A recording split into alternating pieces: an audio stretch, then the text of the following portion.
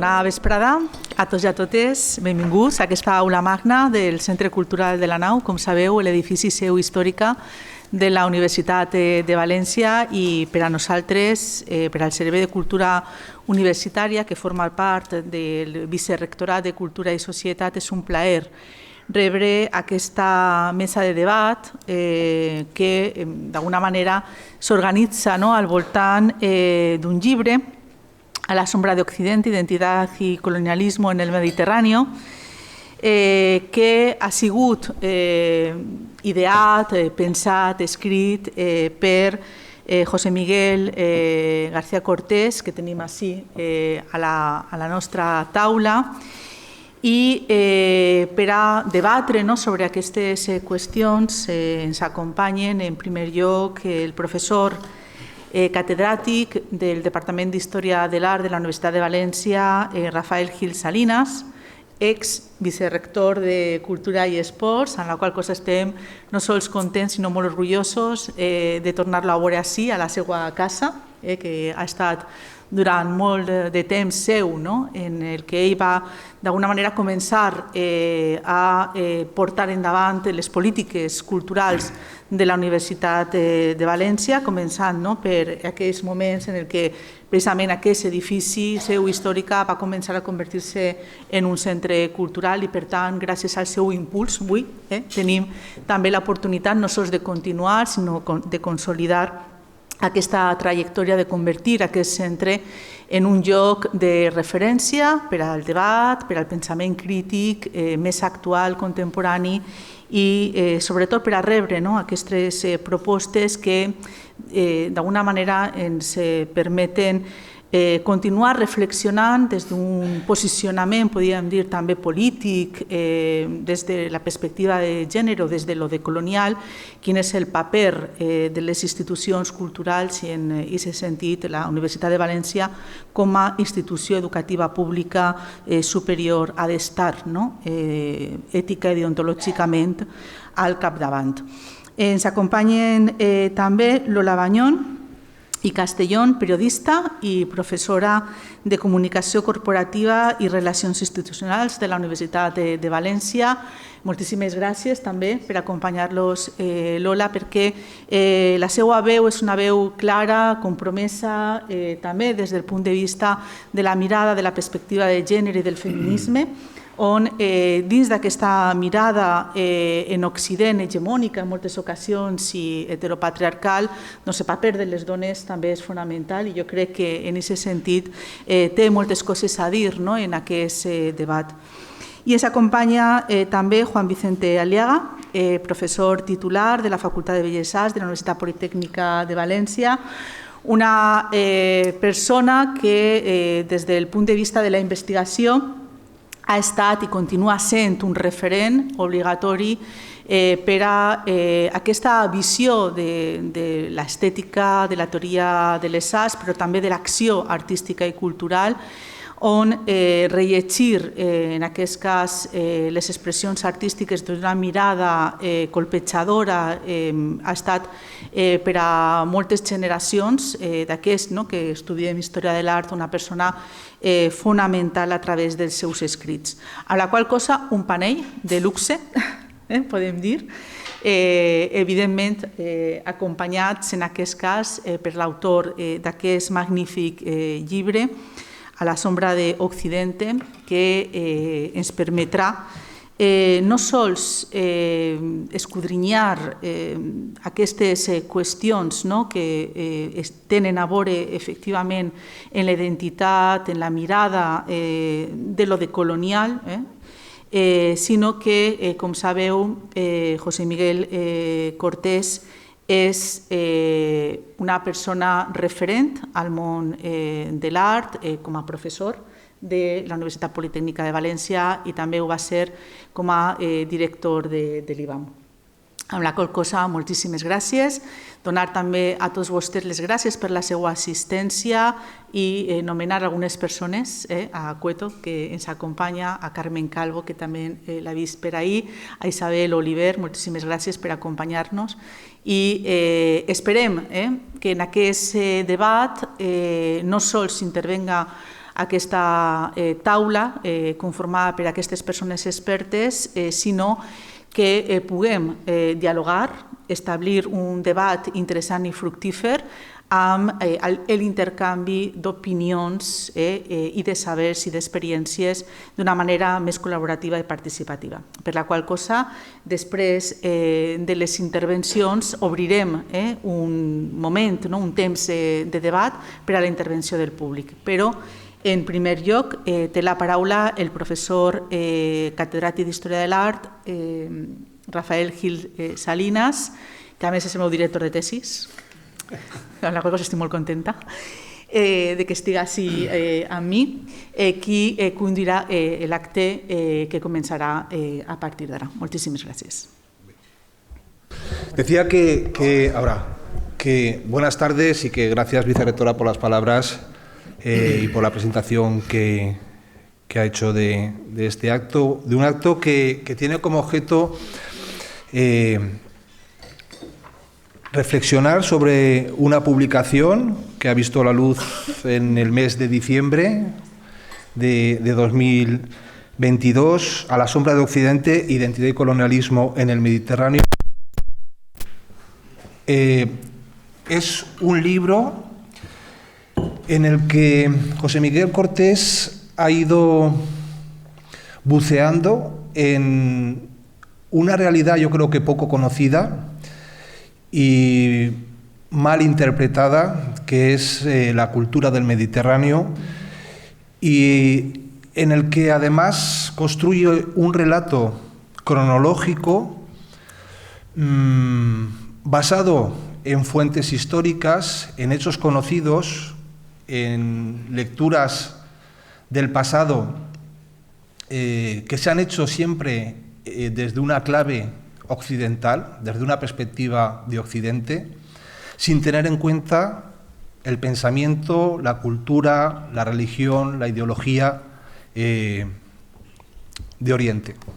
Y quizás yo creo que el principal atractivo para mí ha sido ir descubriendo cómo construye un relato en el que se habla de las cruzadas, en el que se habla de Egipto, del descubrimiento de Egipto, del redescubrimiento de Egipto en el siglo XIX, del Gran Tour, de toda una serie de hechos, de la batalla de Lepanto, de toda una serie de hechos históricos que, como decía Linda Nochlin en su tan citado artículo, esa mirada heteropatriarcal, pero esa mirada cultural desde Occidente, sin tener en cuenta al otro, la autoridad no refleja la realidad en la que se vivió y en la que vivimos. Y fundamentalmente yo creo que el gran logro que yo he descubierto en el libro de José Miguel Cortés es precisamente la reflexión que hace sobre todos esos hechos históricos, pero también cómo fueron recibidos desde la óptica del norte de África, desde la óptica del Imperio Otomano o desde la óptica de otros países que se sintieron y fueron colonizados. Hace poco debatía con unos colegas acerca de una cuestión que puede ser crítica, y es que, así como los estudios de género, así como el feminismo ha tenido una respuesta, afortunadamente, en la sociedad actual, importante desde el punto de vista de la investigación, desde el punto de vista de la recuperación de todas esas mujeres olvidadas, y esa perspectiva se ha incorporado en la medida de lo posible en el mundo académico, en el mundo de las universidades, en las asignaturas, en las materias que impartimos, se va introduciendo, y también en lo que escribimos, esa perspectiva. No ocurre lo mismo con el poscolonialismo, no ocurre lo mismo con la mirada hacia otras culturas que no sea la occidental. Y el libro de Cortés es un libro que precisamente reivindica ese papel, el papel que cumplió Oriente y el papel que cumple Oriente, porque no solamente es un libro que mira al pasado, sino que de una forma muy inteligente va introduciendo toda una serie de propuestas creativas de artistas de países del norte de África, de países de Turquía, del Líbano, etcétera, que aportan esa visión crítica sobre ese pasado. A mí hay cosas que me han hecho pensar mucho y que me han dejado un poco desconcertado porque no las había calibrado, que no las había tenido en cuenta, como el paralelismo que llega a reflejar o a plantear en el libro entre lo que significaron las cruzadas, en 1100 y pico, en Occidente y lo que ha significado la yihad. Es decir, yo creo que hay reflexiones muy inteligentes, muy interesantes, que hacen tambalear un poco los cimientos sobre los que se ha venido estructurando la conformación y la idea del Mediterráneo que tenemos. Desde ese punto de vista, quizás la experiencia argelina es la que tengo, que también dedica un capítulo a ella, la que tiene para mí un especial valor, además de lo del Grand Tour y demás, que por distintas razones me han interesado en mi carrera profesional. Pero es que en Argelia se produce una circunstancia, y voy a contar una anécdota o un caso, un ejemplo personal, que me ha venido necesariamente a la memoria en la medida en que he estado leyendo el libro. Hace unos 12 años me llamaron un agente de la SAFOR, un arquitecto y un ingeniero, para ver si quería participar con ellos en un proyecto internacional, que era participar en un concurso que había convocado el Ministerio de Cultura de Argelia para la realización de un museo de arte contemporáneo. Y nos metimos en el proyecto, estuvimos trabajando bastante tiempo, 2 años, y bueno, finalmente participamos y finalmente ganamos el concurso de hacer el Museo de Arte Moderno y Contemporáneo de Argel. Como consecuencia de esto, la ministra de Cultura nos invitó a realizar una experiencia que nos encargó un diagnóstico del Museo Ahmed Zabana de Orán, con la intención de que analizásemos y estudiásemos si cumplían la normativa internacional, si el museo tenía todos aquellos requisitos que exige la normativa nacional de museos. Estuvimos varias semanas en Orán, hicimos un diagnóstico, el arquitecto desde el punto de vista de la construcción del edificio, el ingeniero desde el punto de vista pues, de la electricidad, la humedad, etcétera, y yo desde el punto de vista museográfico. Y luego nos invitó la ministra a una jornada para presentar públicamente esto. El resultado, pues bueno, dábamos distintas soluciones y en la defensa que hicimos de la museografía, pues se me ocurrió la genial idea, porque el Museo Ahmed Zabana de Orán, la idea era trasladar las conclusiones de ese diagnóstico a los 52 museos nacionales de Argelia. Se me ocurrió la genial idea, después de hacer un planteamiento, porque es un museo de Orán que tiene colecciones arqueológicas, pero también tiene bellas artes, tiene pintura, escultura, en fin, tiene etnología, hay más de 250.000 piezas, o sea, pueden hacerse una idea de lo que era. Bien, en todo caso, donde quiero llegar, y es que concluí el discurso después de hacer una reconsideración de las colecciones, de cómo presentarlas y demás, puesto que el Museo de Orán, el staff del Museo de Orán eran 12 mujeres, con las que tuvimos bastante trato a lo largo del tiempo que estuvimos haciendo el diagnóstico, pues se me ocurrió que cerrar la intervención con una fotografía de mujeres argelinas y cerrando diciendo que el futuro, que entendíamos que el futuro de la museología en Argelia pasaba por la implicación de las mujeres. Este detalle y esta consideración sirvió para que el proyecto se fuese absolutamente abajo, no entendieron nada, se volvieron en contra nuestra y fue una reacción desmedida.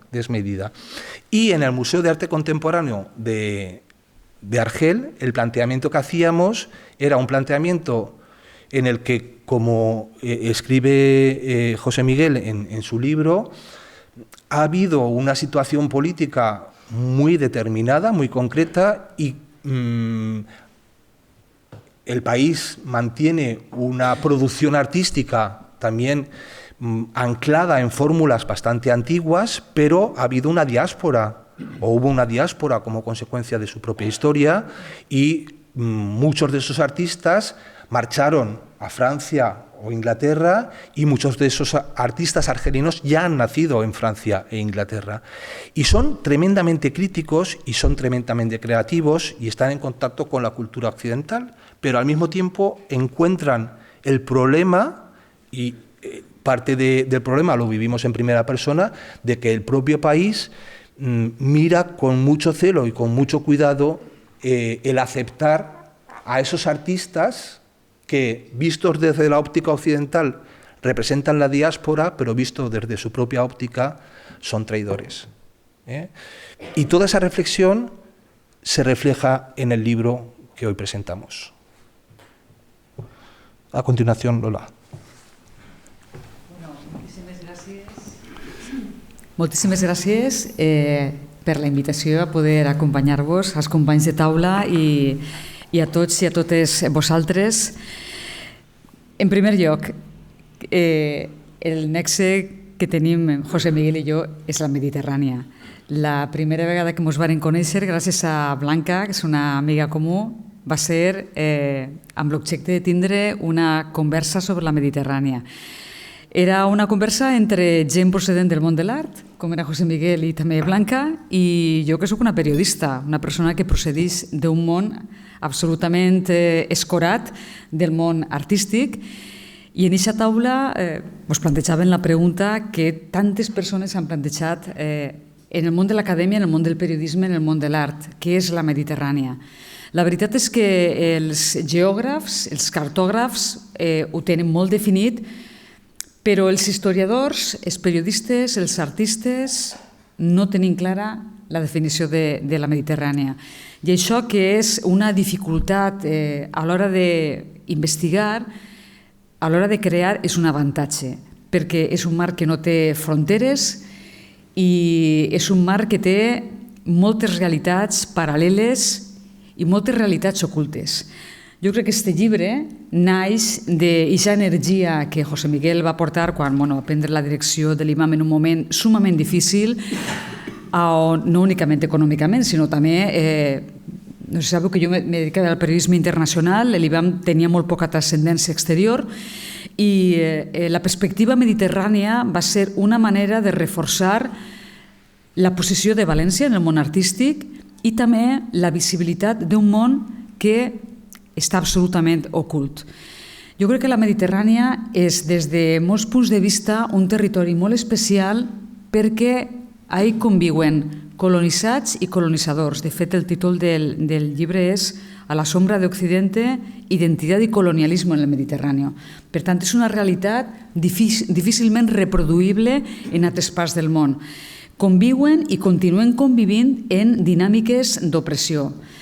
Este llibre, d'alguna manera, s'ha gestat en un ambient en la Mediterrània de caiguda d'il·lusió. En l'any 2011, quan començaren les primaveres àrabs, en la caiguda dels règims dictatorials, primer de Tunísia, després d'Egipte, i tota una cadena de rebel·lions populars en bona part d'interferència estrangera, que això jo crec que els historiadors ho contaran en el futur, perquè els periodistes en molt bona proporció no s'han atrevit a contar la realitat del que ha passat ahir. Hi ha hagut un nivell d'intervenció molt important, Però tot això, ara en aquests moments, en què ha quedat? Pues ha quedat en la instauració en la Mediterrània Sud de règims totalment antidemocràtics, fins al punt que Tunísia, que era l'esperança total, té un Parlament dissolt i un president triat, evidentment, en les urnes, però que actua de manera totalitària.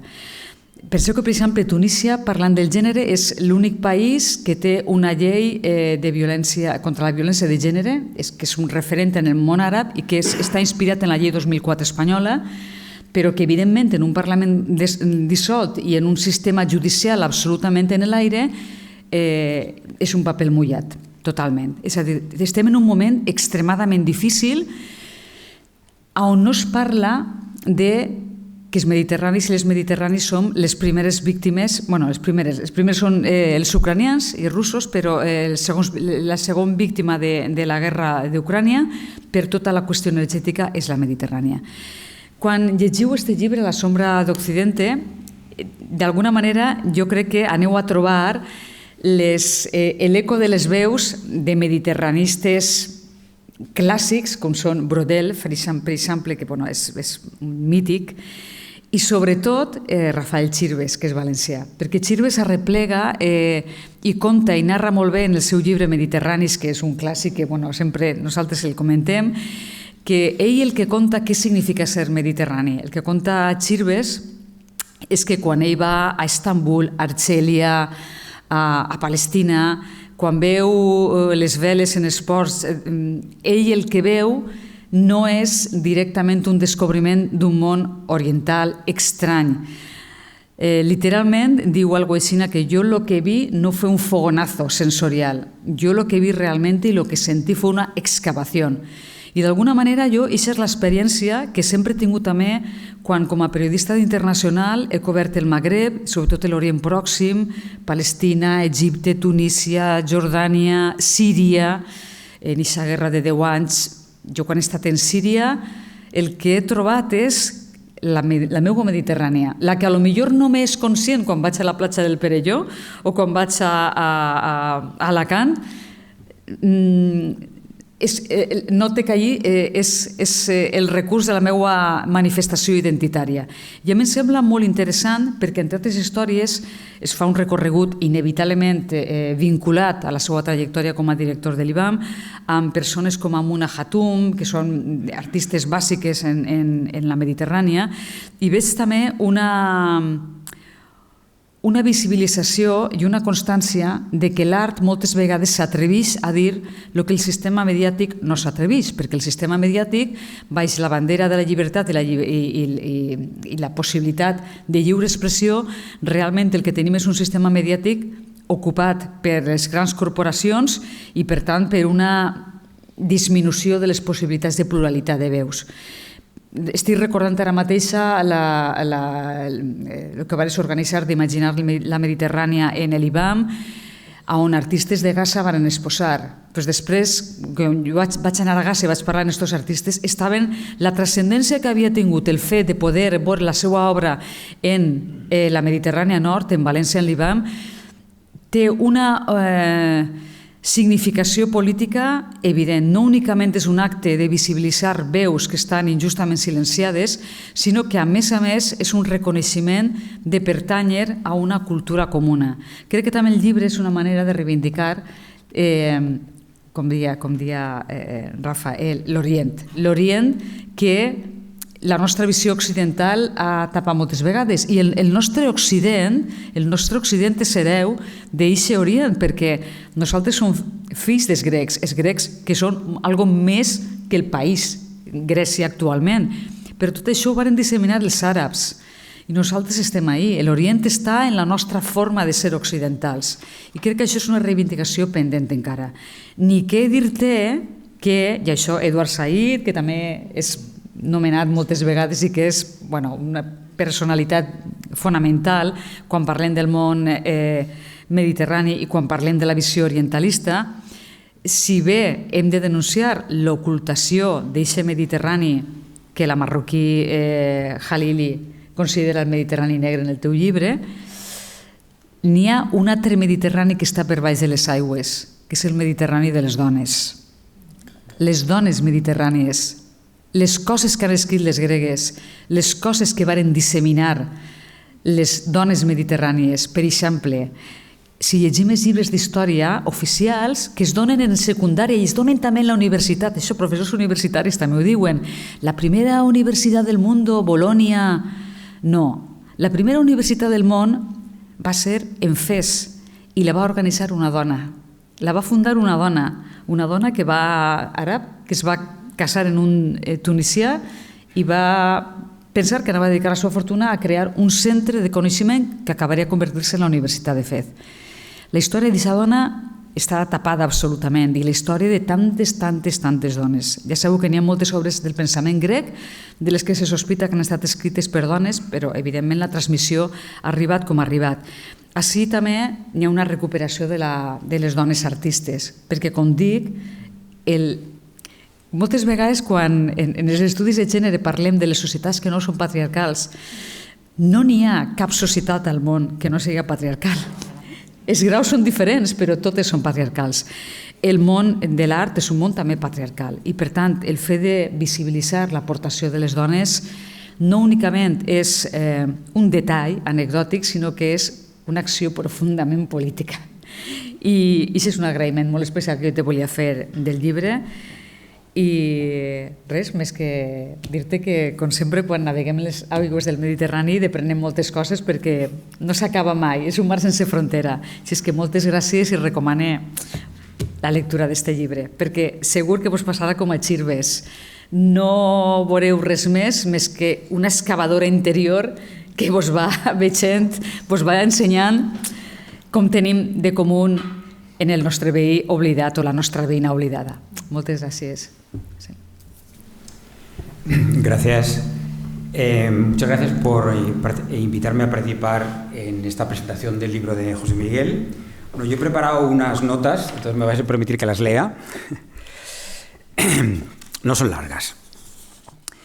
Si se repasa la producción intelectual surgida en este país en el periodo democrático en el que vivimos desde hace varias décadas, se puede observar el escaso nivel de reflexión habido sobre el vasto territorio formado por los países ribereños del Mediterráneo.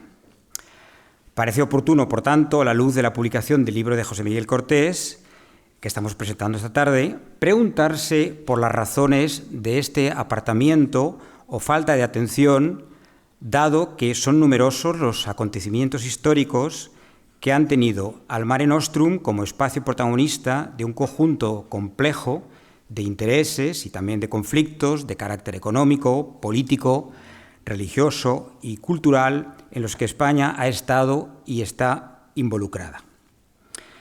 ¿A qué obedece entonces este desapego o indiferencia? Para tratar de responder a esta pregunta, que palpita, a mi ver, también el ensayo de Cortés, habría que empezar planteándose que detrás del concepto de Mediterráneo se esconden muchas realidades. En ese sentido, se puede afirmar que más que un solo Mediterráneo, existen en verdad varios Mediterráneos. A todas luces, la historia de los países magrebíes, sin orillar la especificidad de cada uno de ellos que los hace diferentes entre sí, es harto distinta de la de potencias europeas como Francia e Italia, y también lo es de la del Mediterráneo balcánico, si se me permite llamarlo así, Croacia, Montenegro, Albania, hasta el punto de que en el imaginario colectivo apenas se asocie a estos lugares bañados por el Adriático con las culturas mediterráneas. Probablemente sea esto debido a la vinculación histórica y política de estos países con la Europa del Este. Retomando la cuestión del desdén español hacia la producción cultural mediterránea, es obvio que existe una diferencia de trato y una clara divisoria entre el interés que ha suscitado y suscita, por ejemplo, el cine o la literatura francesa o la italiana, con la ignorancia generalizada sobre las mismas disciplinas de los territorios que se expresan en árabe. Seguro que todos los aquí presentes podrían nombrar nombres de autores y autoras franceses e italianos y les costaría más hacer lo propio en relación a creadores y creadoras de Argelia, de Palestina o de Marruecos, por ejemplo. Salvo el laborioso y muy valioso, sin duda, trabajo de los arabistas, de los traductores y del profesorado de los departamentos de árabe de distintas universidades, escasos en número a mi juicio en España, y con la salvedad de la figura de un escritor como Juan Goytisolo, que hablaba y se expresaba también, aunque escribía en español, pero también hablaba árabe darilla, el árabe coloquial, digamos, marroquí. El conocimiento que se tiene en España de las culturas árabes es parco y está plagado de estereotipos. ¿Se debe acaso a una arabofobia, a una islamofobia cultivada a lo largo del tiempo y que está presente, entre muchas cuestiones, en la insistencia en hablar de invasión al referirse a la llegada de tropas del norte de África en 711 y, en cambio, no utilizar los mismos términos en lo concerniente al arribo de los colonos romanos muchas centurias antes? Al utilizar el término invasión se da a entender, digamos, una conquista de un territorio y una presencia de la violencia, y en cambio, al no emplear esa terminología en el caso del Imperio Romano, parece que se excluya la presencia, la posibilidad de que hubiera habido violencia, que la hubo, digamos, en la ocupación romana de lo que después se denominó Hispania. El lenguaje, como es sabido, no es nunca inocente. ¿Será acaso que la derrota del ejército español en Anual en 1921 a mano de Abdelkrim todavía escuece entre los recalcitrantes defensores de la patria? La lectura de La sombra de Occidente, que ofrece abundantes ejemplos que van mucho más allá de las relaciones entre las cosmovisiones árabes y las españolas, a mi modo de ver, una de las contribuciones más notables de la que habla de forma profusa José Miguel es la ofrecida por el artista Rogelio López Cuenca. La lectura de La sombra de Occidente, como decía, que incluye también una relevante casuística surgida en Francia, nos enseña que hay que buscar en el pasado, en la historia, por ejemplo, en la de las cruzadas, las causas de comportamientos posteriores que todavía perviven. Cito al autor. Occidente alentó y puso en pie una guerra santa contra el mundo musulmán para dominar una importante región bañada por el mar Mediterráneo que ocultaba un profundo fanatismo religioso y una evidente expresión del colonialismo cristiano. Esta frase podría inducirnos a pensar que estamos ante el proceder reflexivo de un historiador. Sin embargo, yo diría que Cortés actúa y ejerce más bien como una suerte de polímata que se zambulle en la historia, sin dudarlo, claro está, pero que sobre todo sabe ahondar en las aportaciones del arte, la literatura, el cine, la arquitectura, el urbanismo, para hilvanar sus argumentos y proponer una narrativa crítica sobre el asunto clave de este libro, la huella perniciosa de la colonialidad en la desigual relación habida entre las culturas del Mediterráneo europeo y el Mediterráneo árabe. Así, respecto del ejemplo citado de las cruzadas, en los siglos XI al XIII, Cortés se detiene en el artista Wael Shawky, autor de Cabaret Crusades, Cruzadas de Cabaret, para analizar lo acaecido en Tierra Santa, ya que, cito de nuevo al autor, acostumbrados en Occidente a ver las cruzadas como una gloriosa batalla de liberación de Jerusalén, el artista egipcio, Shawky, trata de evidenciar con sus películas que el propósito no era tanto la liberación del Santo Sepulcro como la conquista de tierras que antiguamente formaron parte del Imperio Romano y de sus recursos económicos. En esta cita aflora una idea que subyace a todos los procesos de colonización que las potencias europeas como España, Portugal, Francia, Inglaterra, Bélgica, Alemania, Países Bajos, Italia, llevaron a cabo en distintos momentos, desde finales del siglo XV con el mal llamado descubrimiento de América, hasta el siglo XX, en el que estallan movimientos de liberación nacional que culminan con la independencia de algunas naciones africanas, Verbigracia, el caso de Argelia en 1962. Me refiero a la codicia europea por poseer territorios y sus riquezas naturales. Paralelamente a esta colonialidad material, en el libro de Cortés se alude a otras formas de dominio colonial, basado en la supremacía racial de los cuerpos blancos frente a los cuerpos oscuros de personas negras y o árabes. También se incide en la superioridad intelectual del occidental, denunciada por Frantz Fanon, entre otros.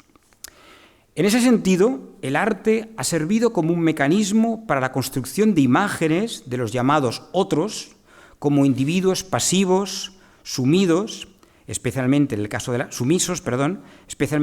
las mujeres, dotados de una sensualidad intrínseca que iba a ser poseída a través de la mirada por el público europeo. Así sucede con las pinturas de odaliscas de Ingres, Delacroix, Matisse, Fortuny, o de las fotografías homoeróticas de los muchachos sicilianos retratados por el alemán Wilhelm von Gloeden.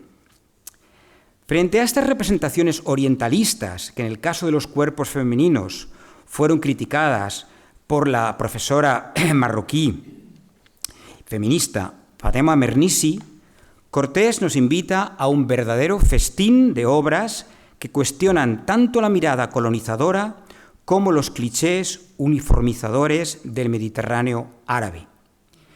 La franco-argelina Zineb Sedira, la palestina Ahlam Shibli, la turca Gulsum Kara Mustafa, el libanés Akram Zatari, las marroquíes Bukhra Khalili y Ito Barrada, entre otros y otras, nos abren la mente, Verbigracia, a la realidad de la historia de la Argelia colonial a través del prisma personal, es el caso, por ejemplo, de Zineb Sedira, o a la ocupación territorial de la cada vez más exigua Cisjordania por parte de los colonos israelíes, es el caso, por ejemplo, de Rula Halawani, o también al drama inconmensurable de los emigrantes que se juegan la vida cruzando el Mediterráneo, por ejemplo, en la obra de Bukhra Khalili.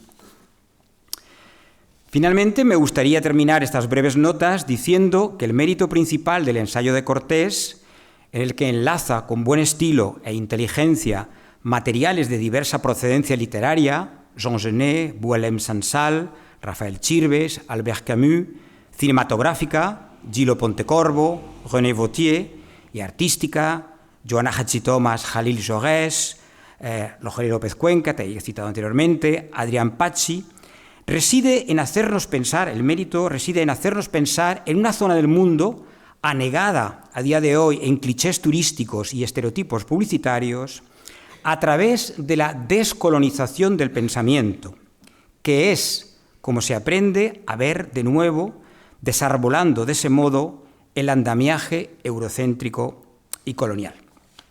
Hasta aquí las notas.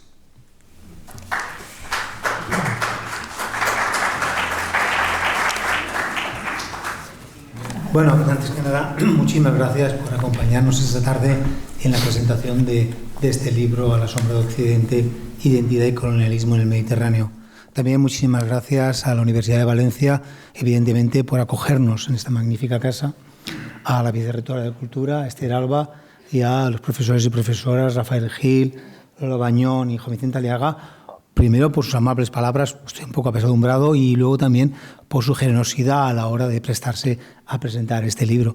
La verdad es que muchas gracias, ¿no? Bueno, yo voy a ser muy breve. Entre otras cosas, quisiera manifestar algunas cuestiones que para mí han sido claves a la hora de escribir el libro, ¿no?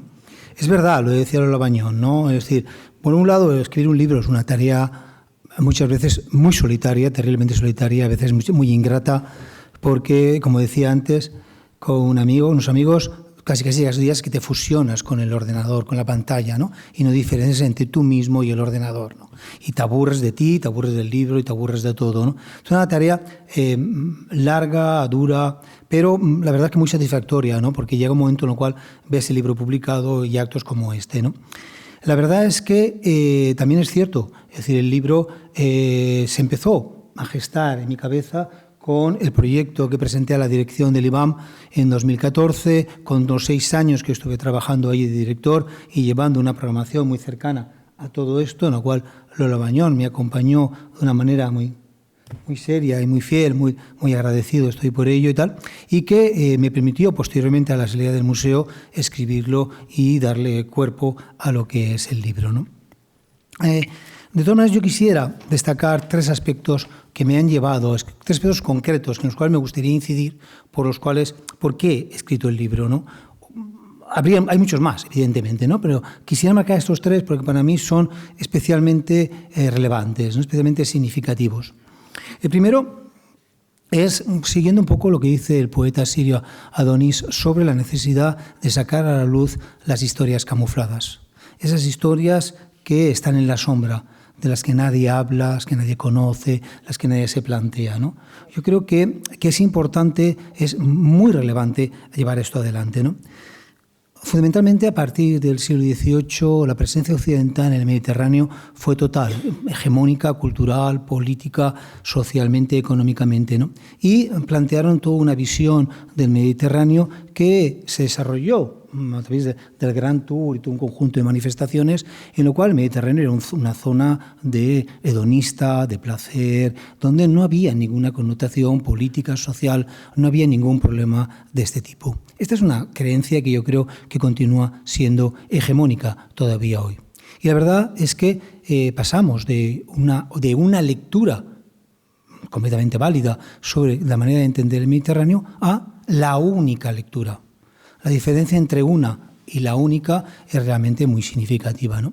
Entonces, mi tarea, mi interés era la posibilidad de dar a conocer otras maneras de entender el Mediterráneo, otros puntos de vista, ¿no? Esos puntos de vista que antes mencionaba también Esther, que no se conocen, ¿no? Que son fundamentalmente los puntos de vista elaborados, creados, pergeñados desde lo que podíamos entender el sur del Mediterráneo. Sobre todo de esta zona tan compleja, tan difícil, tan polifacética, ¿no? Como es el Mediterráneo.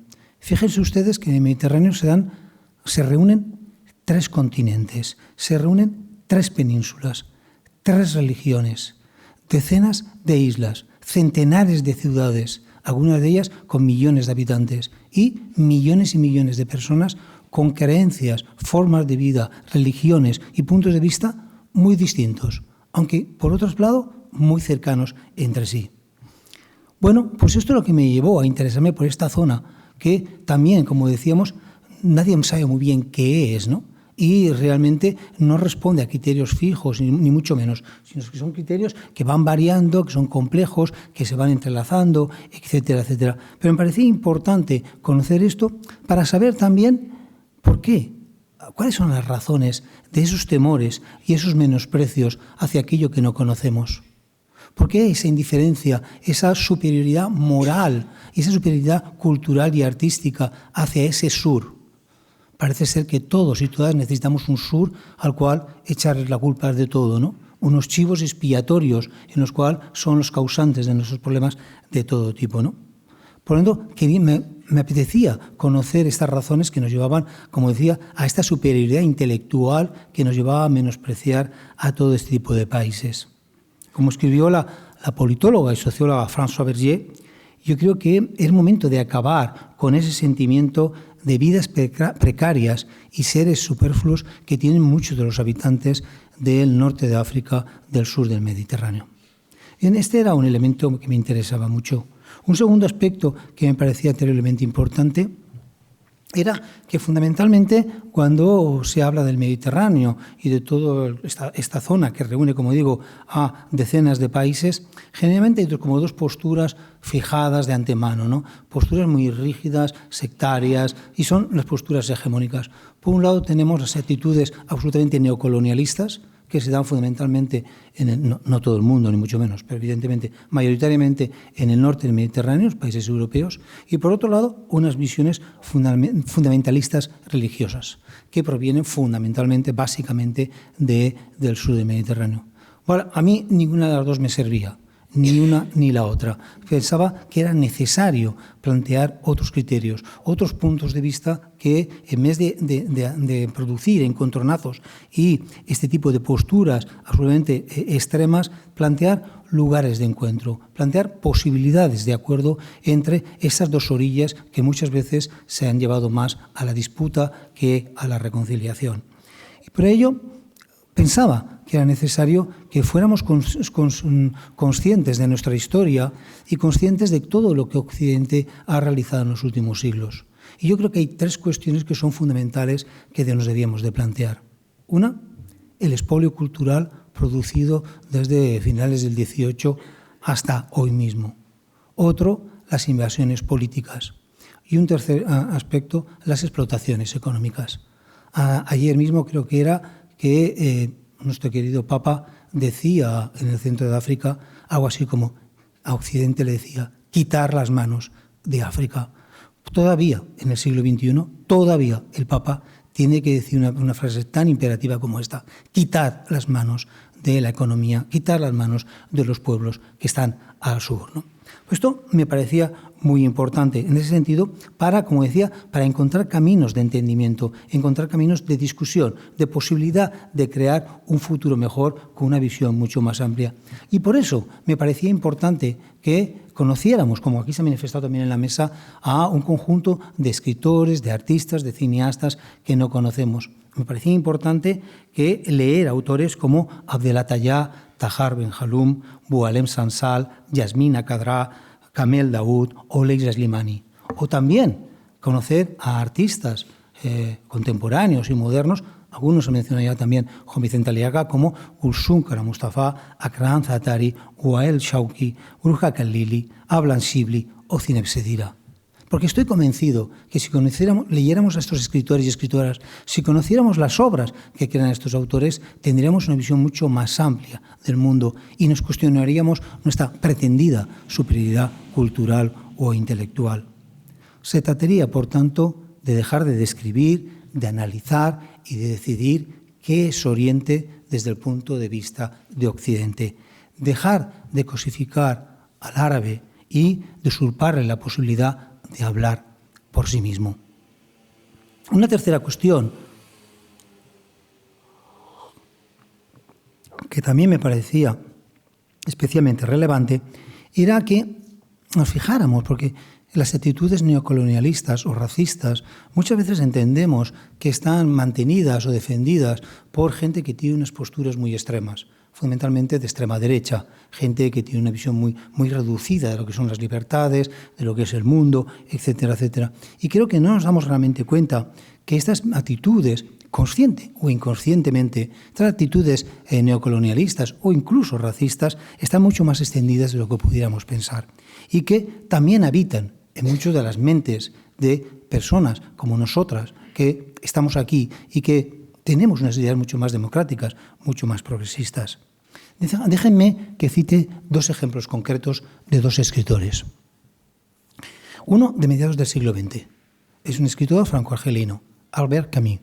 Albert Camus escribió en los años 40 dos de las novelas más conocidas de la literatura occidental en las últimas décadas, El extranjero y La peste. En estas, saben ustedes que las dos narraciones transcurren en Argelia. Los personajes son argelinos y las historias están estrechamente relacionadas con lo que ocurre en estas ciudades. Pero si nos fijamos, los personajes árabes que aparecen en las dos novelas nunca hablan, no tienen nombre, no tienen historia. Cito: no había cesado de mirar al árabe. El árabe no se movió. El árabe sacó el cuchillo y me lo mostró bajo el sol. Fin de la cita. Todo eso en una sola página de Albert Camus en El extranjero. Por tanto, los personajes árabes no son nada, no tienen nombre, se confunden con la masa. Por ello, Camus no dedica en sus libros ni una sola línea ni a la cultura, ni a las tradiciones, ni a las querencias, ni a los deseos de los habitantes de este país y de estas ciudades. Para Camus, en estas dos novelas, Argelia, su cultura y sus habitantes son, tal y como decía Edward Said, un lienzo en blanco, donde tan solo se nombra, se conoce y se habla de la vida de los colonos. Prosigue Said. Son novelas escritas por un colono para los colonos, donde los argelinos no existen y no tienen ninguna razón de ser. Segundo ejemplo. Este ya es del siglo XXI. Otro escritor, bien distinto al anterior. Un escritor marroquí, Abdelataya, el cual narra en dos de sus libros más conocidos, El que es digno de ser amado y La vida lenta, la importancia de cómo el pensamiento neocolonialista va penetrando en la mente de todas nosotros, ¿no? Tanto en la vida cotidiana como en el uso de la lengua o en la representación del cuerpo o de la sexualidad. Incluso, digo, en aquellas personas contrarias absolutamente al pensamiento colonialista. En estas páginas podemos leer cómo inconscientemente, poco a poco, ello va penetrando, ¿no? Y Abdelataya nos cuenta en el libro el que es digno de ser amado, un encuentro entre dos escritores occidentales, Oscar Wilde y André Gide, en Argelia, y hablan sobre los adolescentes maghrebíes. Cito: totalmente colonizado en mi cabeza, no había hablado más que de los dos escritores que hacían turismo sexual en Argelia. Y a él, al muchacho argelino, lo había olvidado. Lo había tratado como se trata a los pobres. No ocupan lugar en la historia. Fin de la cita. Esto lo escribe un escritor marroquí, Abdelataya, contemporáneo nuestro, está escribiéndolo ahora, es decir, y que evidentemente tiene una visión postcolonialista. Estos dos ejemplos me sirven para intentar explicar lo que quiero decir, ¿no? Cómo esas posturas neocolonialistas están mucho más impregnadas en nuestra mente, en nuestros comportamientos, en nuestra manera de actuar, de escribir, de decir, consciente o inconscientemente, mucho más de lo que creemos, ¿no? Tanto son posturas que conscientemente rechazamos, pero que inconscientemente quizá muchas veces pequemos de ellas. Bueno, pues por estas tres razones que aquí acabo de exponer, y posiblemente por muchas otras, evidentemente, pero que sería muy largo y no quiero cansarles, me decidí a escribir este libro, ¿no? Este libro que creo que nos puede ayudar a tener en cuenta las múltiples posibilidades, las múltiples creaciones artísticas y culturales que se hacen en esos países, sobre todo del sur del Mediterráneo. Y sobre todo, para que dejemos de escribir tan solo desde Occidente y a la sombra de Occidente. Pues nada, gracias y buena lectura.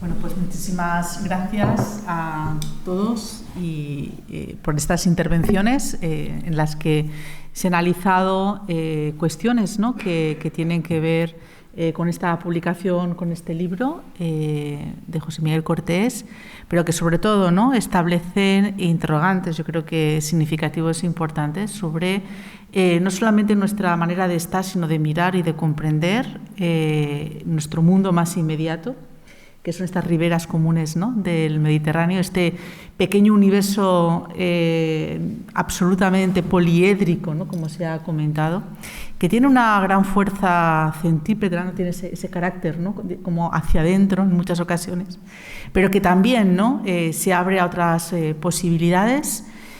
Y yo creo que para entender, ¿no?, quizás algunas de estas cuestiones, pues José Miguel nos ha lanzado muchos interrogantes. Por tanto, creo que es el momento para abrir el debate, ¿no?, y poder lanzar preguntas desde el público en torno, pues, a todas estas cuestiones que hablan de Mediterráneo, que hablan de confrontación, de comprensión y de un trabajo respetuoso, como se decía, en el que no tenemos que hablar, ¿no?, por el otro, sino leer, escuchar, aprender también de sus voces.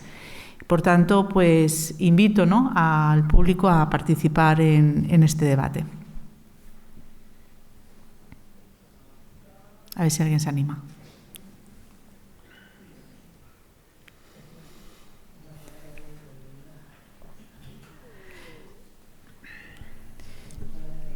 Bueno, no es necesario, no creo que decir, a partir de ahora habrá que, evidentemente, hemos suscitado el interés por la lectura del libro, pero el debate está sobre la mesa, ¿no? Quiero decir que es importante. Bueno, pues empiezo yo. Mira, vale. Sí. Que no he acabado de entender el por qué esa reacción en el Museo de Orán cuando dijiste, Rafael, que hacer la foto con las mujeres, etcétera, esa reacción tan adversa que hizo que ese proyecto pues se cancelara, ¿no? No acabo de entender el motivo. Sí. Cógese. Sí, decía que yo no había profundizado en la cultura argelina y entonces yo creo que cometí un error de base, ¿no? El no tener las claves para expresar y para trasladar determinadas cuestiones que seguramente no eran las más esenciales del proyecto porque no se nos había pedido ningún tipo de implicación del staff femenino en esto, pero a mí me parecía que era oportuno y yo creo que fue un desacierto, ¿no? Como a las pruebas me remito, porque no lo quisieron aceptar como un guiño y yo creo que también falta una reflexión desde la mentalidad argelina sobre exactamente qué era lo que buscaban, porque al final era... siguiendo el libro de José Miguel, era sentirse colonizados, ¿no? Era recoger un poco ese sentimiento de poscolonial. Bueno, yo creo que en ese sentido una de los aciertos, ¿no? de estas reflexiones tiene que ver con la necesidad también de mirarnos, de alguna manera de construirnos, ¿no? De ponernos en un posicionamiento, digamos, en el borde del abismo, ¿no? Que es lo que también comentaba Rafa, ¿no? Es cómo actuamos, cómo miramos, qué cosas damos por sentado, cuál es nuestro constructo cultural, ¿no? En este proceso en el que en muchas ocasiones, también José Miguel lo decía, miramos al otro de manera inconsciente desde una superioridad en la que a veces no tenemos bien interiorizada, es decir, creemos que no, ¿verdad? Pero luego nos sorprendemos de que sí, ¿no? En muchas ocasiones.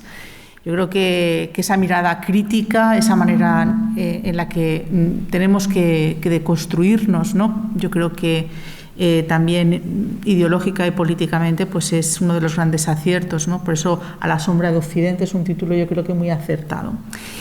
Otra de las cuestiones que a mí me ha parecido muy interesante es en esta mirada, digamos, poliédrica, ¿no? En la que, como decía también Juan Vicente, se tiene que hablar de mediterráneos en plural, ¿no? Y por tanto, cuando hablamos de identidad o construcción de la identidad de un Mediterráneo, podríamos decir único, pues también estamos cometiendo una de esas grandes falacias que acaba, ¿no? Perpetuando ciertos estereotipos, esa mirada de el Mediterráneo feliz, donde nunca ha ocurrido nada, etcétera, cuando desde el punto de vista histórico, pues evidentemente, ¿no? La mayor parte de los conflictos se han producido y han tenido lugar en el Mediterráneo. Yo recordaba a un profesor que tuve en mi carrera, ¿no? Cuando estudiábamos geografía e historia, pues somos de ese plan, ¿no? Bueno, tan interesante también por otro lado de que estudiamos historia, geografía, ¿no? En la troncalidad y luego la especialidad de historia del arte, y me decía, bueno, pues que en la historia de la antigua Grecia solamente han habido 15 años de paz, ¿no? El resto de la historia de la Grecia antigua es guerras, ¿no? Y conflictos de manera permanente entre las distintas ciudades-estado. Hay una cosa que yo sí que le quería preguntar, porque ojeando, ¿no? la estructura del libro, tampoco he tenido oportunidad de leerlo como mis compañeros de mesa, pero estoy deseándolo. Me ha llamado mucho la atención el epígrafe final, en el que se habla del Mediterráneo negro, ¿no? Me ha llamado mucho la atención y me recordaba un libro muy interesante que yo leí, ¿no?, en alusión también a cómo hemos construido nuestra historia, de un profesor de historia antigua que mencionaba el concepto de la Grecia negra. Y a mí me llamó mucho la atención, porque es esa manera en la que, desde estos posicionamientos ideológicos, históricos, perpetuados y heredados, hemos construido también incluso la historia de nuestra antigüedad mediterránea, asociada únicamente a lo griego, por ejemplo, evitando, ¿no?, obviando otras culturas igualmente importantes, como eran la fenicia, ¿no?, por ejemplo, pero que incluso en el propio hecho cultural de Grecia se ponía únicamente la atención en esa Grecia, podríamos decir, peninsular, de esas invasiones dorias, aqueas, etcétera, que venían desde Europa, y se obviaba todo esto que se llamaba o que se conoce con el nombre de la Grecia jónica, que tenía esas relaciones con Asia Menor o con las culturas, podríamos decir también, del sur oeste, en este caso, perdón, del este, ¿no?, de la península de Anatolia, ¿no? Por tanto, me llamaba mucho la atención, ¿no? No sé si tiene que ver con esos paralelismos, tiene que ver más con una cuestión étnica, ¿no?, de la presencia de ese Mediterráneo negro, o tiene que ver con una cuestión más oscura desde el punto de vista de una historia terrible o de una historia que se encarna, ¿no?, a través del conflicto. No sé en qué sentido, si es un símbolo, si es una realidad, si es un transcurso histórico explicado o todo un poco, es todo un poco mezclado. No, bueno, Mediterráneo, es un título que me gustaba, pero creo que daba perfecta cuenta de ese capítulo, que es el último capítulo del libro, como bien decías, que trata de, como el libro sigue con una especie de cronología, no una cronología exacta, pero sí una cronología, aunque se van interrelacionando aspectos antiguos y contemporáneos y trabajos más contemporáneos de siglos anteriores. Es decir, este sí que está muy centrado en las últimas décadas, en lo que está ocurriendo, ¿no? Y cómo ocurre una situación muy específica de cómo, volvemos a de siempre, hablamos del Mediterráneo. ¿De qué Mediterráneo hablamos? ¿Estamos hablando del Mediterráneo de millones de turistas que van a las playas a tostarse al sol y de los cruceros? ¿O estamos hablando del Mediterráneo que se ha convertido en una tumba para miles y miles de personas que tratan de huir de sus países por cuestiones políticas, por cuestiones económicas, por cuestiones de género, etcétera, etcétera? ¿De qué Mediterráneo estamos hablando? De ese Mediterráneo que acaba convirtiéndose en una tumba, ¿no? Exactamente. Entonces, se plantea que evidentemente hay un Mediterráneo que muchas veces no vivimos los europeos, los occidentales, fundamentalmente los blancos, así que son ese Mediterráneo de sufrimiento, de muerte, de tal, ¿no? Y que producto de unas condiciones económicas, políticas, ideológicas que son absolutamente terribles, ¿no? Y entonces, como hay un conjunto de artistas y de escritores que están trabajando sobre eso, ¿no? Como por ejemplo, Tahar Ben Jelloun habla de partir, ¿no? Y dice, hay una cita en el libro, a ver si me dejas que la encuentre, que me parece estupenda, que da cuenta de esto, ¿no? Dice Tahar Ben Jelloun, en su libro se llama Partir, dice, partir no importa cómo, no importa a qué precio, ahogarse, flotar sobre el agua, el vientre hinchado, el rostro comido por la sal, los ojos perdidos, partir. A mí esto me parece terrible. Es decir, yo creo que no hace falta decir nada más, ¿no? Es decir, aquí está dicho todo, ¿no? Es decir, cuando alguien vive esta realidad, cuando alguien vive en una serie de ciudades mirando hacia Occidente, y Occidente sobre todo a partir del acuerdo de Schengen les impide entrar bajo ningún concepto, ¿no? O a poquísima gente. Es decir, cuando la gente vive esta realidad, es una realidad tan terrible, Bueno, yo espero que sí, espero que tengamos futuro. Sí, ellos, sí, ¿no? una visión Esa que para muy tal, pero yo creo que, bueno, que realmente son dos mediterráneos distintos. Por eso, evidentemente, posiblemente muchos de intelectuales o de artistas o de escritores de esos países dicen que el Mediterráneo, el concepto del Mediterráneo, es un invento de Occidente. Un invento de Occidente que ellos no se sienten mediterráneos, que en el Líbano no se sienten mediterráneos. ¿Qué tiene que ver el Mediterráneo con ellos? ¿No? Entonces, es una realidad geográfica, una realidad histórica, una realidad llena de conflictos y también de acuerdos, porque siempre ha habido multitud de acuerdos en los momentos más terribles, en el siglo XVI y XVII, cuando había toda la piratería, cuando estaba la batalla de Lepanto, cuando no sé qué, al mismo tiempo se estaba negociando constantemente en las diversas ciudades, puertos que habían en todos los países bañados por el Mediterráneo, ¿no? Pero yo creo que es una realidad terrible y que evidentemente es una realidad que muchas veces los que estamos al norte del Mediterráneo hemos tenido la tremenda suerte de nacer, como dicen, unos cientos o unas decenas de kilómetros al norte, no somos capaces muchas veces de entender, de comprender y mucho menos de vivir, ¿no? Pues, a mí me gustaría plantearte una cuestión después de leer tu libro. Que no sea difícil. Vinculada también con el título, A la sombra de Occidente. Y ahí está el problema identitario, sobre todo con los que somos mediterráneos del norte, ¿no? Porque de alguna forma nos sentimos vinculados a los vecinos de arriba y escoramos mucho la identificación que tenemos con la parte de abajo. Pero esto has dicho que, por ejemplo, los libaneses no se sienten mediterráneos. Pues yo creo que a lo mejor no lo verbalizan, entre otras cosas, porque ahora, por ejemplo, en Líbano el francés se ha perdido y la gente joven habla solamente inglés prácticamente, pero después cuando ves cómo comen, cómo se relacionan, el sentido de la familia, encuentras una identificación. La pregunta que te quería hacer es cómo nosotros mismos, que nos creemos pertenecientes a Occidente, nos hemos sometido a muchas cosas. Pongo un ejemplo.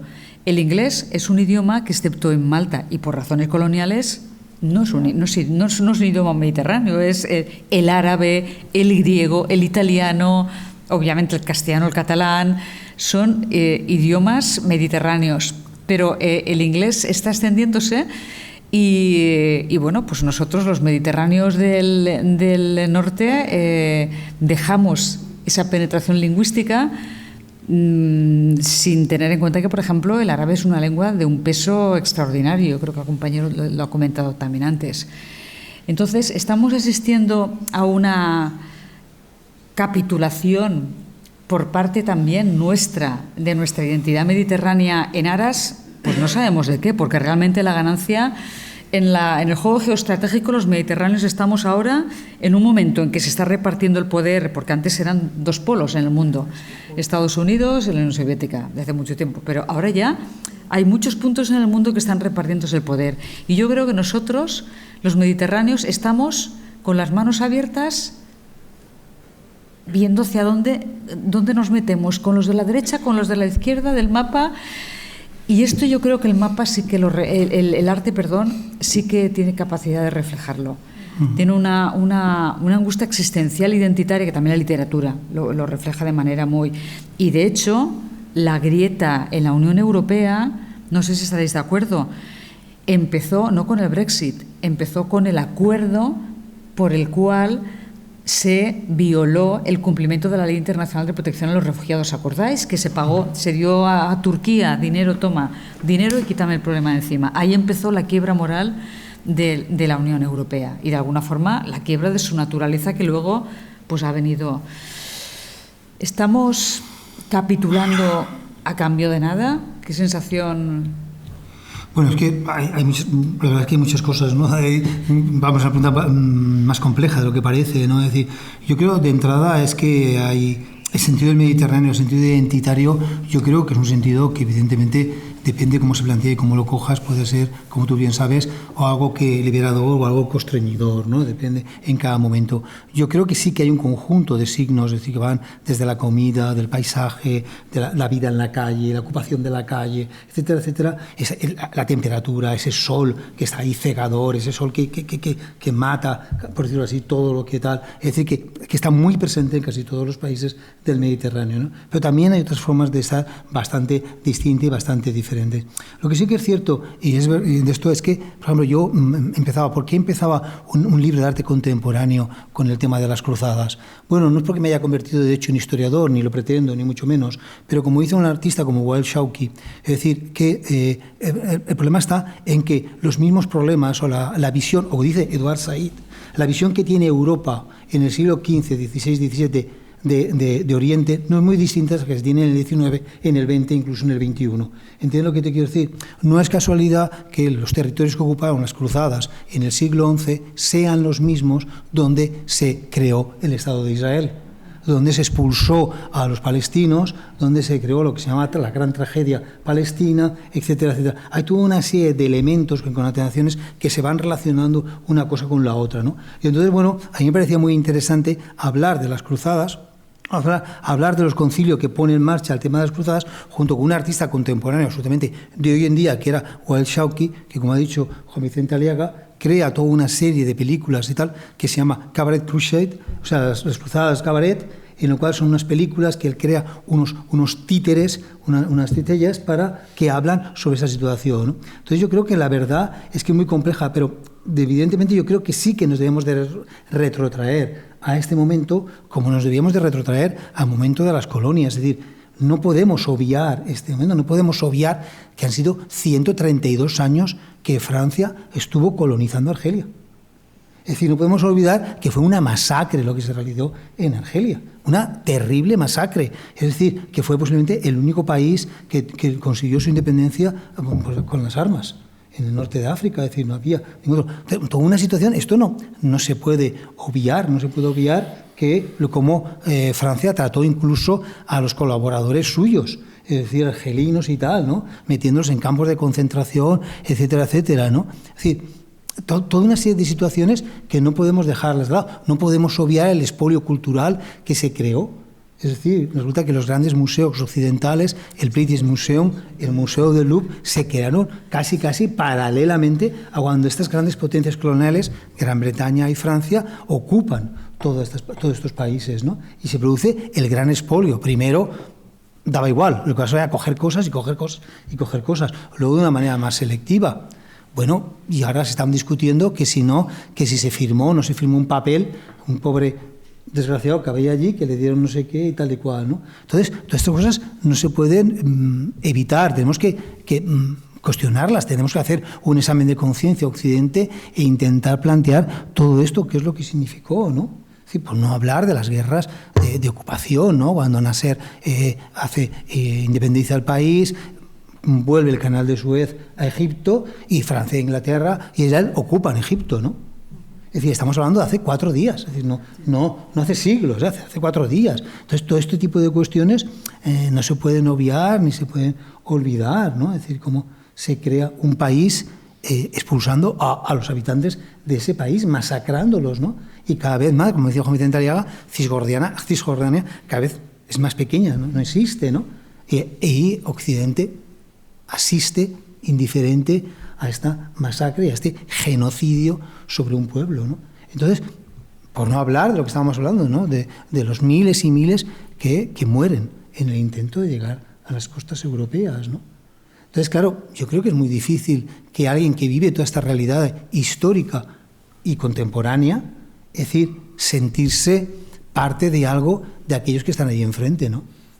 Es decir, es un poco complicado, ¿no? Sentirse cómplice, tener elementos identitarios comunes, afectos con estos países, ¿no? Yo creo que es difícil, es muy complejo. Yo creo que necesitaremos muchos años de intentar, de extender las relaciones, comprender, abrir, ser capaces de renunciar a cosas, de entender que la gente nos puede aportar muchísimo más, de que no somos mejores ni tenemos ninguna superioridad, ni intelectual, ni cultural, ni económica, ni tenemos que dar lecciones a nadie de cómo debe ser el mundo, sino que a lo mejor debemos pararnos un poco más a escuchar, a pensar y a entender que quizá el otro o la otra, para entendernos, tiene muchas cosas que aportarnos, que decirnos, y que nuestra vida sería mucho mejor, mucho más completa, más amplia, nuestra mente se abriría considerablemente, ¿no? Entonces yo creo que es una situación realmente compleja, difícil. Pero fíjate si es compleja, que lo apuntaba Lola antes, estamos hablando de Mediterráneo del Norte, Mediterráneo del Sur, pero es que el Mediterráneo del Norte, si lo miramos, tiene una contraparte, que es la Europa del Sur y la Europa del Norte. Entonces, si alguien tiene esa conciencia mala de la mirada colonialista, a lo mejor tiene que repensar precisamente que según uno se sitúe, está en un sitio o está en otro. Claro, bueno, Rafa, es lo que yo decía antes, que todas y todos necesitamos un sur. Un sur en mayúsculas, un sur al cual despreciar, al cual considerar que son menores, que son vagas, que son intelectualmente inferiores, que no tienen nada que aportar, incluso que sus cuerpos huelen, que son tal. Es decir, esto tampoco lo vimos muy lejos. En la crisis de 2008 éramos los pigs, acordaros. Éramos detestados por un conjunto de países del norte de Europa que se entendían que eran muchísimo mejor que nosotros en todos los sentidos, ¿no? Entonces, siempre hay un sur. Siempre parece que necesitamos ese sur de chivo expiatorio, de culpabilizarlo de todo aquello que sale mal o que es responsable de las cuestiones, ¿no? Yo quería hacerte una pregunta que en cierto modo tiene que ver obviamente con el libro, pero también con tu trabajo a lo largo de varios años como director del IBAM, ¿no? En el que hubo presencia de artistas de diferentes países árabes, ¿no? Algunos de los cuales se han mencionado en esta presentación, ¿no? ¿Cómo ves tú desde tu perspectiva actual, digamos, en el panorama artístico del Estado español, ¿no? la presencia de culturas justamente ribereñas del Mediterráneo, pero particularmente las árabes, ¿no? Porque yo noto una escasez realmente inquietante, ¿no? Que no hay realmente muchas iniciativas que traten de buscar, de explorar o de ofrecer conocimiento en torno a esa enorme creatividad procedente de muchos de estos países. Tú pones ejemplos de estos artistas que has nombrado, por ejemplo, Akram Zaatari o Sineb Sedira y demás, ¿no? ¿Cómo lo ves tú? Fatal. No, bueno, pues realmente yo creo que continúa habiendo esta indiferencia que decías tú al principio de tu intervención, tanto de investigaciones históricas, políticas, culturales, artísticas, etcétera. Generalmente miramos al norte. Yo cuando planteé mi proyecto para el IBAM y lo llevamos con todo el conjunto de gente que en ese momento trabajaba en el IBAM, era no solamente porque nos parecía, por decirlo así, política y culturalmente interesante, sino porque entendíamos que era algo muy significativo y que tiene mucho que ver con todo esto, ¿no? Que era dotar al Museo de la Comunidad Valenciana de una singularidad y de una identidad que le hiciera diferente al resto de museos, ¿no? Yo no creo que un museo tenga que hacer exposiciones, no importa de qué, ni cómo, ni dónde, ¿no? Sino que tiene que tener un proyecto. Y son escasos los museos que tienen un programa, un proyecto, sea el que fuere, ¿no? Sea hablar del Mediterráneo, de América Latina o de Groenlandia, me da igual, ¿no? De lo que fuere, ¿no? Son escasos esos museos. Y yo creo que, pasada esta época, yo creo que en Estado español, en España, pocas exposiciones, pocos proyectos se llevan a cabo, o bien con países que estamos hablando del norte de África o de Oriente Medio y del Magreb, etcétera, etcétera, pocos artistas tal. Y ya no hablemos de escritoras o tal, es decir, tú lo decías antes, es decir, posiblemente todos conozcamos a una directora belga, a un escritor escocés, a un no sé qué portugués, no sé qué tal igual, pero escasamente sabemos quién es Boualem Sansal, ¿no? O Yasmina Kadra, o no sé quién, ¿no? Es decir, entonces, realmente, y son gente que está ahí al lado, es decir, a media hora de tal, ¿no? Por lo tanto, es decir, países con un potencial, es decir, como Argelia, ¿no? Antes lo estaba mencionando, con un potencial cultural, histórico, que, por otro lado, desgraciadamente, muchos y muchas de estos autores y poetas han tenido que huir, han tenido que salir para poder vivir, continuar viviendo y poder continuar creando, ¿no? Y entonces es una realidad realmente terrible, ¿no? Bien. Pues no sé si alguien se anima, después de que ya se empiece a animar aquí el debate. Sí. Yo únicamente, gracias a todos. Y es un día muy apropiado el presidente del gobierno español con 12 ministros está en Rabat. Sí, es cierto. Y su majestad Mohamed V No lo he recibido. le ha hablado por teléfono, pero no piensa asistir a ninguna de las reuniones. Y España ha pagado por adelantado y ha hecho sus declaraciones sobre la posición respecto al Sáhara Occidental. Entonces es un día muy interesante para una presentación. Lo habíamos acordado con la Moncloa, teníamos previsto que los dos actos coincidieran el mismo día. Es una broma, es una broma. Sí, pero si me permites una cosa, yo creo que el día de hoy esa reunión es muy importante y marca una pequeña diferencia dentro de lo que es la agenda diplomática española, porque hay muchos puntos sobre educación y se está debatiendo la posibilidad de ampliar la cooperación en materia educativa, cosa que es muy interesante, no únicamente estrictamente por la cuestión educativa, sino porque la cuestión educativa, como bien saben los compañeros y la vicerrectora más que nadie, implica también tomar una posición sobre la movilidad. En Mediterráneo Norte tenemos movilidad, pero en Mediterráneo Sur todavía no. En cuanto al tema del Sáhara, yo creo que ahí sí que hay. Es otro día. Eso es otra cuestión, pero que monte una mesa. Pero esa es una reunión muy importante, ¿eh? La de hoy sí que realmente es un día importante en las relaciones entre Marruecos y España, que son siempre complicadas. Por ahí había otra palabra pedida. Buenas tardes. ¿Esto funciona? ¿Se me oye? Sí, sí. Ah. Sí, se oye. Buenas tardes. En primer lugar, muchísimas gracias por este momento tan especial, por este libro que, no me lo he leído, pero vamos, en breve me lo leeré, pero sobre todo por implicarse en trabajar en relación a estos temas. Yo creo que el arte en sí, el arte es político y como tal tenemos que hacer caso de estas cosas que están silenciadas y que muy bien se ha dicho en la mesa.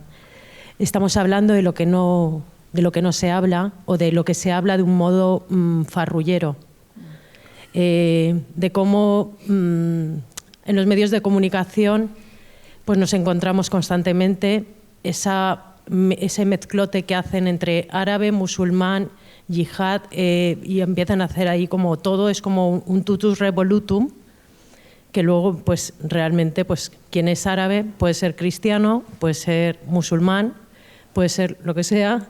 La religión musulmana no tiene nada de malo, como no tiene la católica, como no tiene, no sé, en sus bases, ¿no? En los principios de cualquier religión, ¿no? Que es el amor al prójimo. Eso es lo que dice la religión musulmana, como te lo dice cualquier otra religión.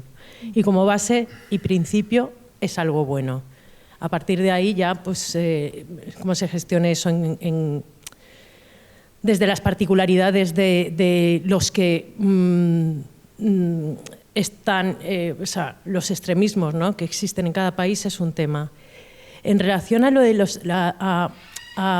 al libro y a la actividad de José Miguel Cortés en el IBAM también, ¿no? Con respecto, y desde antes también con respecto a esta involucración en el tema del Mediterráneo y sacar a la luz a estos artistas y a los artistas y a los escritores que están al sur nuestro y que a su vez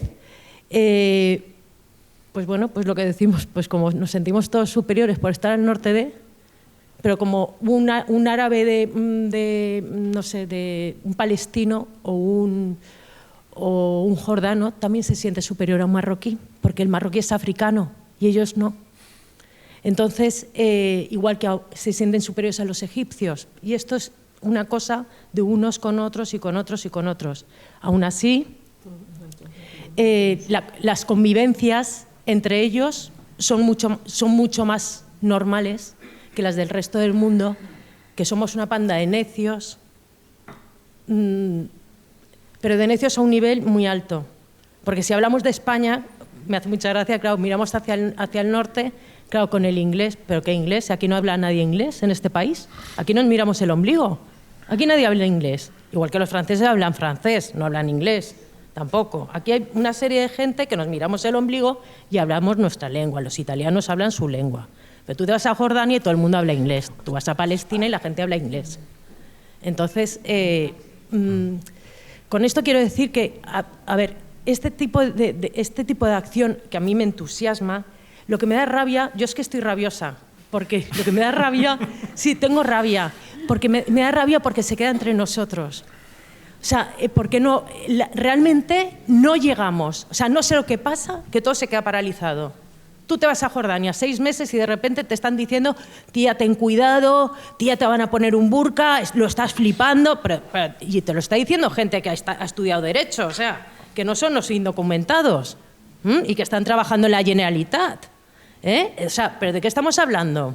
O sea, con esto quiero decir que esto no llega a la gente, algo pasa que no llega a la gente. Los medios de comunicación sí, pero como son farrulleros y desinforman más que informan, pues parece que aquí seamos todos como los reyes del mambo. Cuando realmente, si vas a analizar, mientras nosotros olíamos fatal, que es lo que yo les digo a toda la gente esta necia que habla de esta forma del mundo árabe, digo, mientras nosotros estábamos, que olíamos, que atufábamos, toda esta gente se lavaba, era letrada. Mientras nosotros nos estábamos matando a pedradas, esta gente estaba, era una estudiosa, estaba con las matemáticas, estaba pues con todo, pues no sé. Lo que quiero decir es que gracias de verdad por esto, y que me gustaría saber de qué forma damos difusión a todo esto, de verdad. O sea, de qué forma, qué tenemos que hacer para difundir esta realidad que es la realidad. No, o sea, existen muchas realidades, yo lo entiendo, pero esta es la realidad. Lo que se está contando en esa mesa es una realidad que realmente es vomitiva y abominable en el siglo en el que estamos y en el año en el que estamos. ¿Qué se puede hacer? Es mi pregunta, porque creo que esto tendría que nacer desde los propios colegios, porque es muy fácil criminalizar al otro. Vamos a intentar contestarte. Gracias. Sí, gracias a ti. ¿Tú contestas? ¿Yo? No sé. Paso palabra. No, bueno, no se me ocurre una, es decir, comprar mogollón de libros y repartirlos y tal, y me haréis un favor. No, yo creo que hay mucha, es decir, tampoco seamos tan pesimistas. Yo creo que hay un conjunto de gente, mucha más gente de la que podemos pensar en los momentos más aciagos, más tenebrosos, que está trabajando y haciendo cosas, tanto en el mundo del arte como en el mundo de la cultura en general, o en el mundo del derecho, o en el mundo de las ONGs. Hay multitud de gente, tú lo sabes también, que hay multitud de gente por ahí que es la minoría, vale, pero el mundo está hecho de minorías cada vez más importantes, y yo creo que, no sé, mejor porque has dado una visión pesimista, yo soy un poco más optimista, y creo que sí, creo que hay muchas mujeres y muchos hombres que están dando su vida por historias de este tipo en todos los lugares del mundo, ¿no? Tanto en el norte del Mediterráneo como en el sur del Mediterráneo, como en multitud de lugares y sitios, ¿no? Y yo creo que lo que debemos de hacer, pues, en medida de nuestras posibilidades, pues haciendo actos como este, ¿no? Que en la Universidad de Valencia se abra actos como este, de voz a una serie de gente y tal, y bueno, y a lo mejor que invite también a la Universidad de Valencia a estos autores, ¿no? A que vengan aquí a dar a conocer sus libros, a que vengan aquí a conocer sus creaciones, etcétera, etcétera. Lo hacemos, de hecho, dentro de nada tenemos una actividad y estáis todos invitados. Pues de todas formas, yo creo que estoy muy de acuerdo, ¿no? Hay muchísimas personas, ¿no? Trabajando, luchando desde la acción, desde la base, desde lo individual, pero también desde lo comunitario. Y creo que lo importante es que entre todos, ¿no? Pequeñas acciones suman, y al final, pues entre todos, pues quizás consigamos cambiar, ¿no? Algunas cosas. Que todo es lento y vamos despacio, pues seguramente sí, ¿no? Pero lo importante es que ahí estamos, ¿no? Y aquí seguiremos estando. Así que, bueno, os esperamos. Y muchísimas gracias a todos por vuestra asistencia.